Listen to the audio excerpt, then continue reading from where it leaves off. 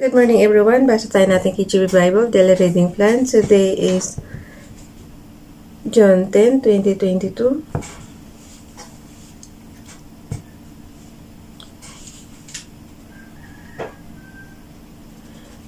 Day 221, Jeremiah chapter 7 up to chapter 9.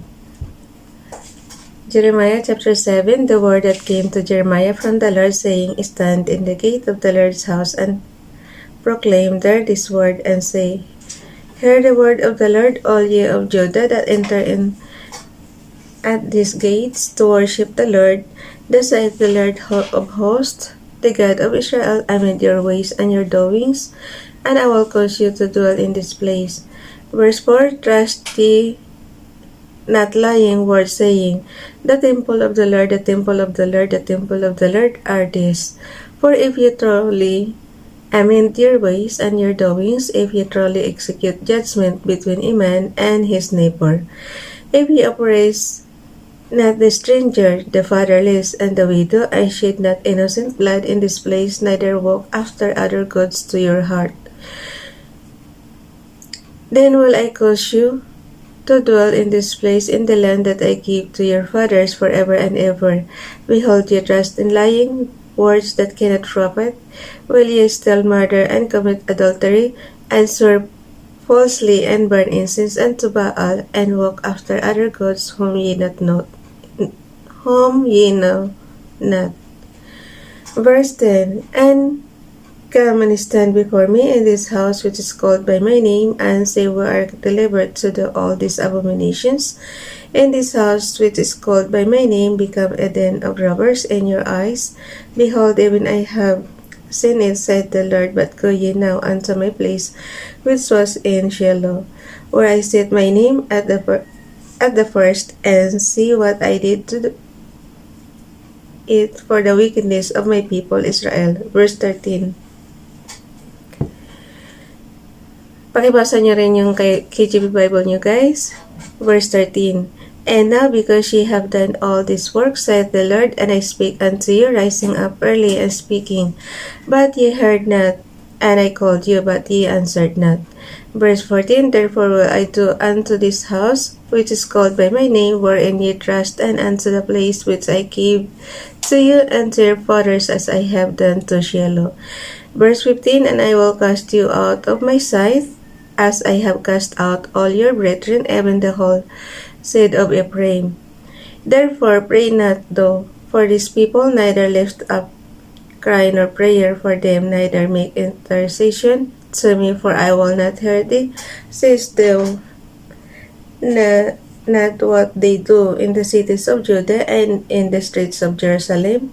The children gather wood, and the fathers kindle the fire, and the women knead their dough, to make cakes to the Queen of Heaven, and to pour out drink offerings unto other gods, that they may provoke me to anger. Though they provoke me to anger, saith the Lord, do they not provoke themselves to the confusion of their own faces?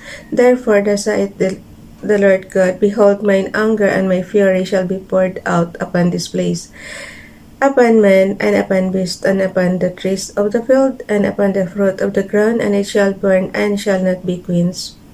Verse 21. Thus saith the Lord of hosts, the God of Israel, Put your burnt offerings unto your sacrifices, and eat flesh.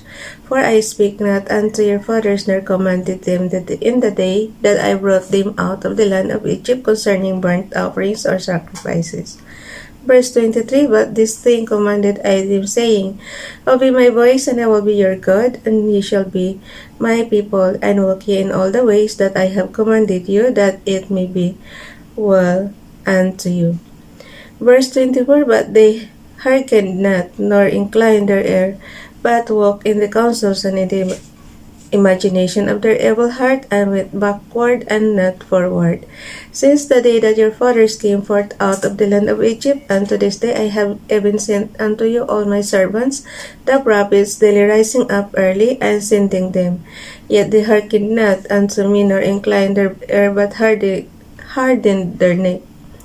They did worse than their fathers. Verse 27. Therefore thou shalt speak all these words unto them, but they will not hearken to thee. Thou shalt all call unto them, but they will not answer thee. But thou shalt say unto them, This is a nation that obeyeth not the voice of the Lord their God, nor receiveth correction. Truth is perished, and is cut off from their mouth. Verse 29.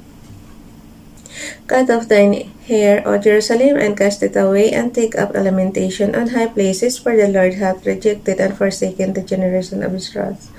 For the children of Judah had an evil in the sight, saith the Lord. They have set their abominations in the house which is called by my name, to pollute it, and they have built the high places of Tophet, which is in the valley of son of Hinnom, to burn their sons and their daughters in the fire, which I commanded them not, neither came in it into my heart. Grabe naman to.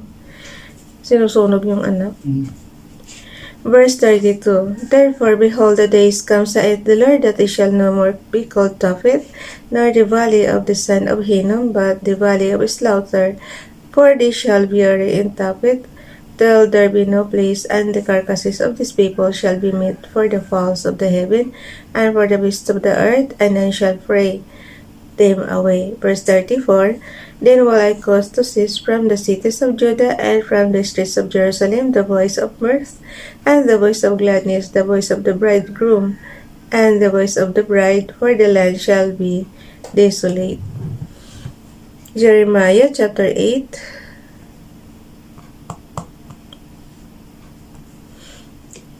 Jeremiah chapter 8. And at times, saith the Lord, they shall bring out the bones of the king of Judah, of the kings of Judah, and the bones of his prince, and the bones of the priest, and the bones of the prophets, and the bones of the inhabitants of Jerusalem out of their graves. Inom muna ko tubig.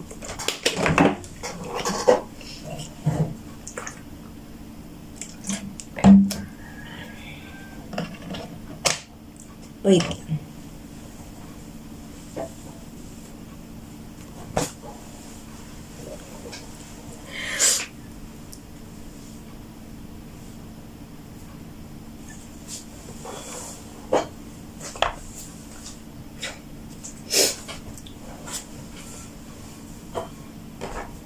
Ulitin ko na lang yung Jeremiah chapter 8, Dad. Umpisa sa umpisa.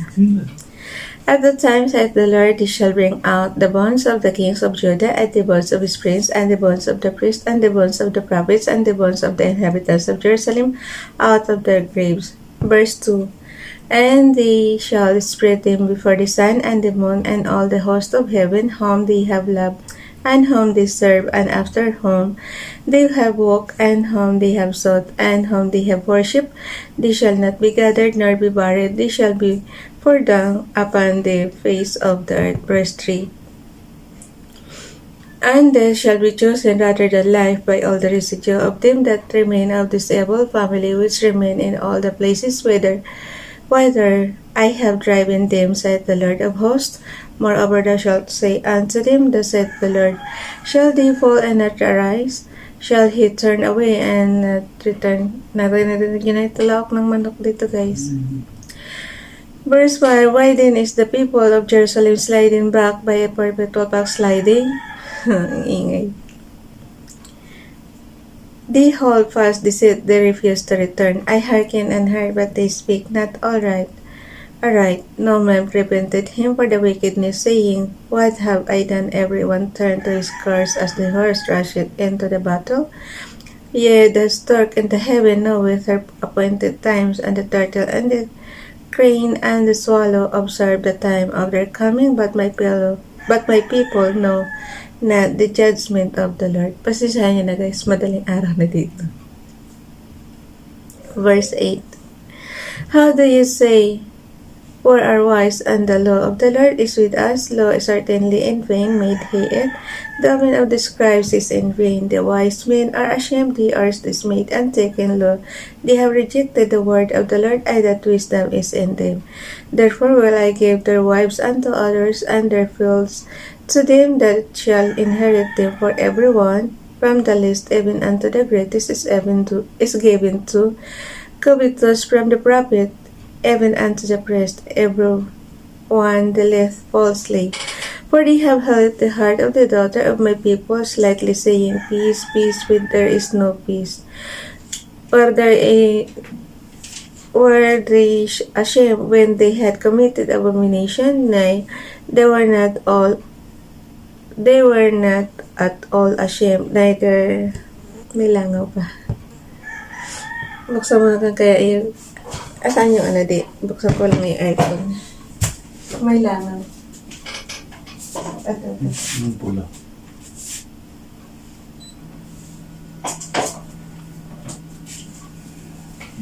Ang langaw. Maaga na. Grabe naman yung 4 o'clock dito, maaga na. So, anong verse na tayo, Daddy? 10. 10? 9, 10. 10. Oh, okay. 10. Ulitin ko na lang yung verse 9, guys. The wise men are ashamed, they are dismayed and taken low. They have rejected the word of the Lord, and what wisdom is in them. Therefore will I give their wives unto others, and their fields to them that shall inherit them. To everyone, from the least even unto the greatest, is given to covetousness. From the prophet even unto the priest, everyone dealeth falsely.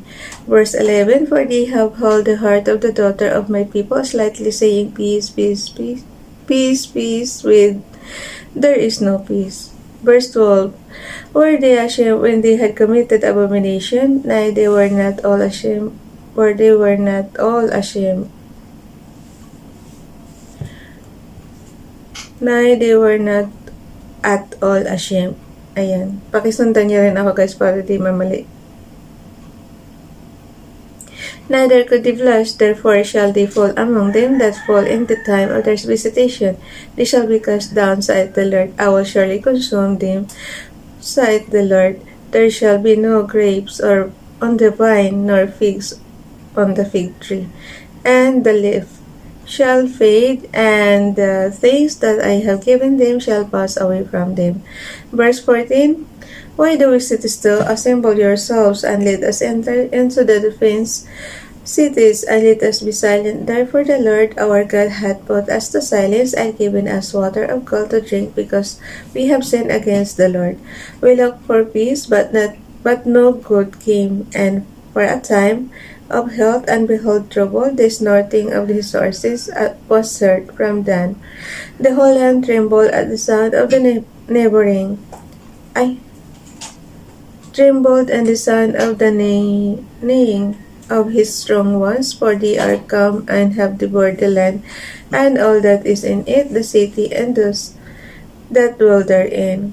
Verse 17, for behold, I will send serpents, cockatrices among you, which will not be charmed, and they shall bite you, saith the Lord. When I would comfort myself against sorrow, my heart is faint in me. Behold, the voice of the cry of the daughter of my people, because of them that dwell in far country. Is not the Lord in Zion? Is not the King in here? Why have they provoked me to anger with their graven images and with strange vanities? The harvest is past, the summer is ended, and we are not saved. Verse 21, for the heart of the daughter of my people am I hurt, and am black. Astonishment hath taken hold on me. Is there no balm in Gilead? Is there no physician there? Why then is not the health of the daughter of my people recovered? Oo nga, hanggang ngayon may COVID-19 pa sila.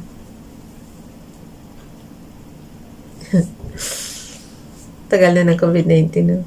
Kakainis. Hanggang chapter 9 na tayo, diba? So, yun.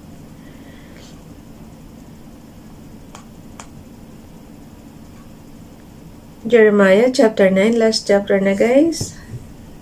Oh, that my head were waters, and my eyes a fountain of tears, that I might weep day and night to the slain of the daughter of my people.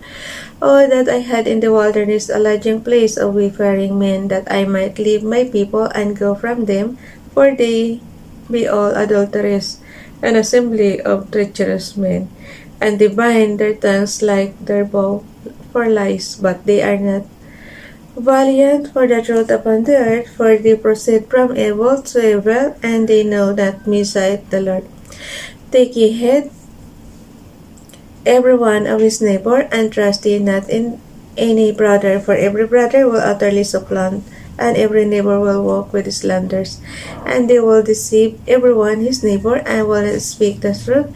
They have taught their tongue to speak lies, and worry themselves to commit iniquity. Thine habitation is in the midst of deceit, though deceit they refuse to know me, saith the Lord. Therefore, thus saith the Lord of hosts, Behold, I will melt them and try them, for how shall I do for the daughter of my people? Their tongue is as an arrow shot out, it speaketh deceit, one speaketh peaceably to his neighbor with his mouth, but in heart he layeth his weight. Shall I not visit them for those things, saith the Lord? Shall not my soul be avenged on such a nation as this? For the mountains will take up a weeping and wailing, and for the habitations of the wilderness a lamentation, because they are burned up, so that none can pass through them, neither can men hear the voice of the cattle, both with the fowl of the heavens and the beasts are fled, they are gone. Verse 11, And I will make Jerusalem heaps and a den of dragons, and I will make the cities of Judah desolate without an inhabitant. Who is the wise man that may understand this? And who is he to whom the mouth of the Lord has spoken, that he may declare it? For what the land perisheth and is burned up like a wilderness that not passeth through. Verse 13, And the Lord said, Because they have forsaken my law, with which I set before them, and have not obeyed my voice, neither walked therein. Verse 14, But have walked after the imagination of their own heart, and after Baalim, which their fathers told them.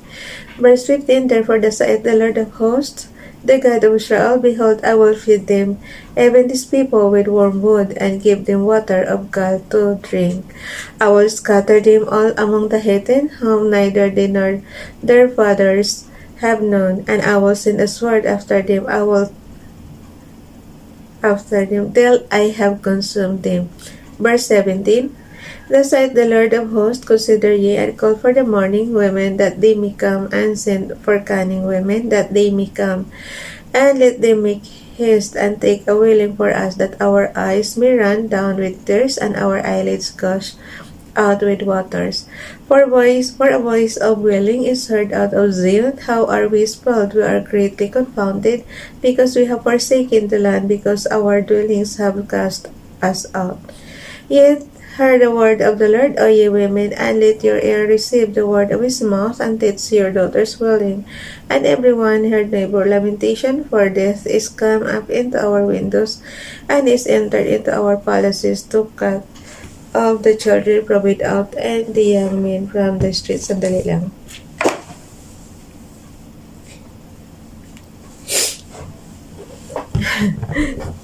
Anong verse na, Dad? 21. 9:29.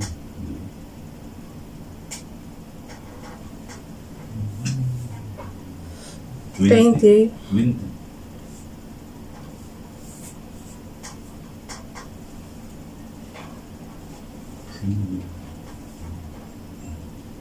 Ulitin ko na lang yung verse 9. Ay, verse 18. Okay.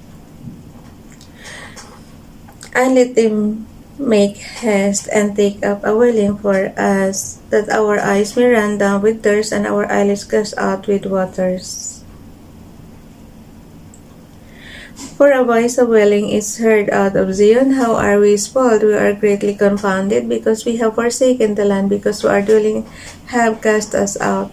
Yet hear the word of the Lord, O ye women, and let your ear receive the word of his mouth, and teach your daughters wailing, and every one her neighbor lamentation.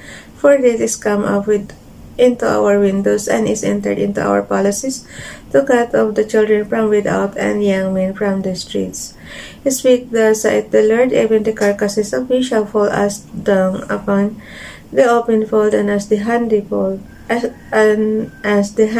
after the harvestmen, and none shall gather them. Thus saith the Lord, Let not the wise man glory in his wisdom, neither let the mighty man glory in his might, let not the rich man glory in his riches, but let him that glorieth glory in this, that he understandeth, and knoweth me, that I am the Lord, which exercise loving kindness, judgment, and righteousness. And the earth, for in these things I delight, said the Lord. Behold, the days come, said the Lord, that I will punish all them which are circumcised, with the uncircumcised. Verse 26. Egypt and Judah and Edom and the children of Ammon. Last verse na to that. Egypt and Judah and Edom and the children of Ammon and Moab and all that are in the utmost corners that dwell in the wilderness, for all these nations are uncircumcised, and all the house of Israel are uncircumcised in the heart. That's it. Bye everyone. God bless.